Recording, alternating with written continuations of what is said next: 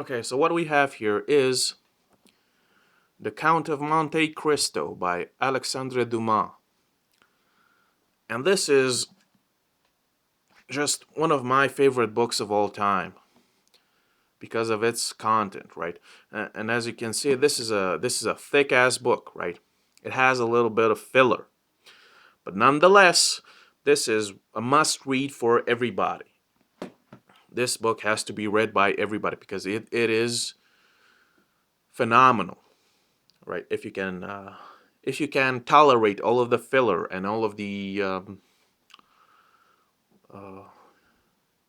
all of the secondary story elements, if you can resume this book to one thing, it would be the classic revenge story, right? And this is just, it is something that haunts you, right? We have our boy Edmond Dantes. He is a simple lad. He is honest. He is hardworking. He is earnest, right? And life seems to go his way, right? And that causes jealousy in other people, especially in his best friend. And because of that, he is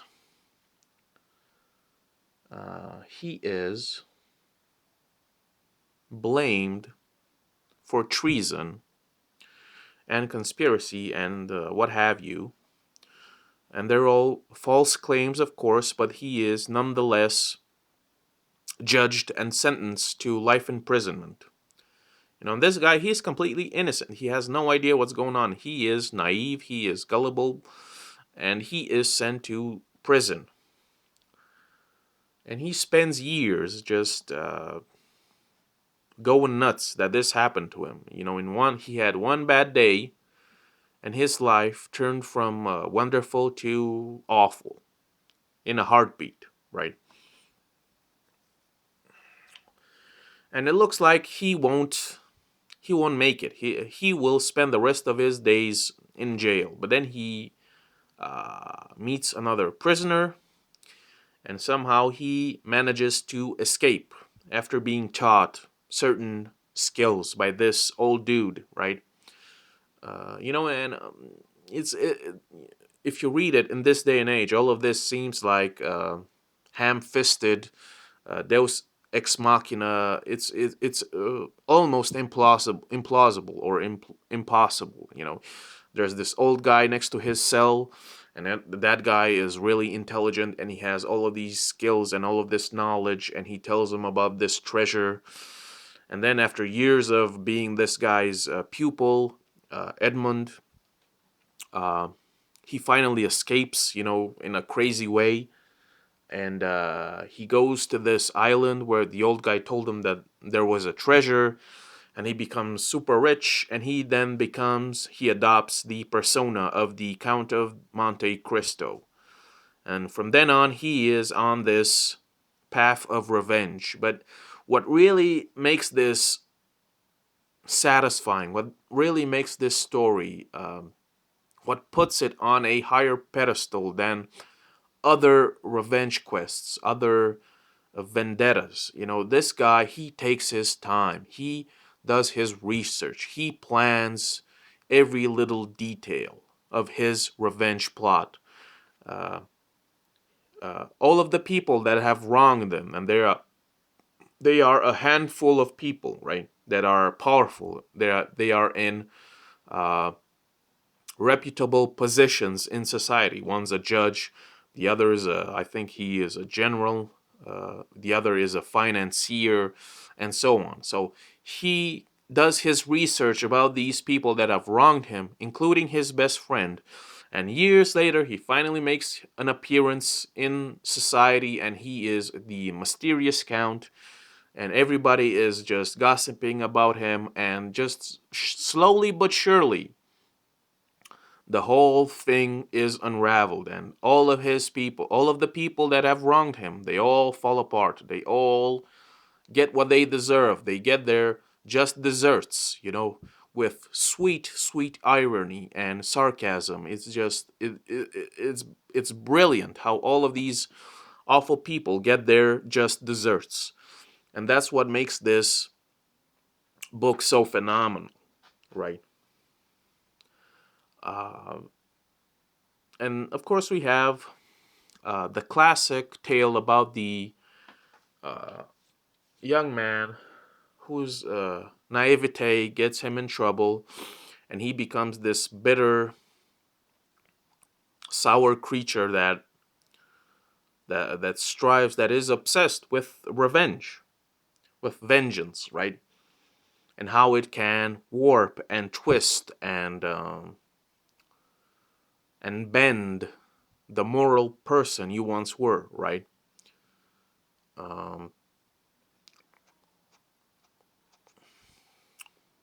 you know, that's pretty much it. This is a this is a quintessential read for everybody. You know, uh, it shows how you might get your revenge, you might be satisfied. The people that have wronged you, they might get theirs, right? But after that, after you have served sweet justice, you are left with nothing. You are hollow, right? And then you find out that you've wasted those precious years of your life, your entire life, and just plotting and scheming and chasing and obsessing over, you know, uh, over revenge with hatred, right? And that's what happens to the Count. He is not Edmond Dantes anymore. He is the Count of Monte Cristo, right? And he has ruined himself, right? He gets what he wants, but then you are left with the question, was all of this worth it in the end, right?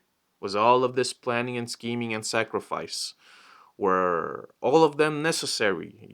Are you happy? And of course, he is not. You cannot attain happiness by just obsessing over whatever, right?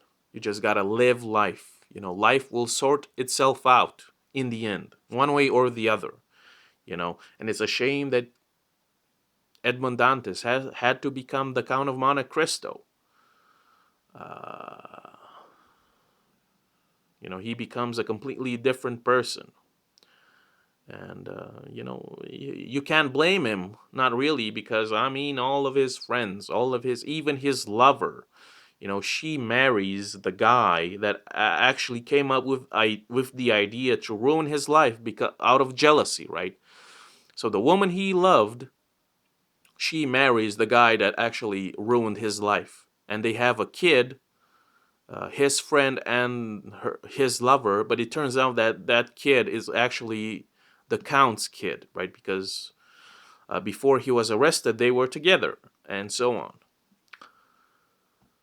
Uh, and I think this book ends with the Count just, sailing away with some chick. I forgot her name, right? And that's pretty much it. That's the compressed, in a nutshell, summary of the Count of Monte Cristo. And there's a lot to say about this. Like I said, there's a decent amount of filler here and there, but overall, we are here for uh, the brilliant character that is Edmond Dantes, the epitome of seeking vengeance, who has to transform from a nice young man to a merciless avenger, which is the Count of Monte Cristo. And Alexandre Dumas, he does a splendid job. And, you should read it. It is a wonderful book.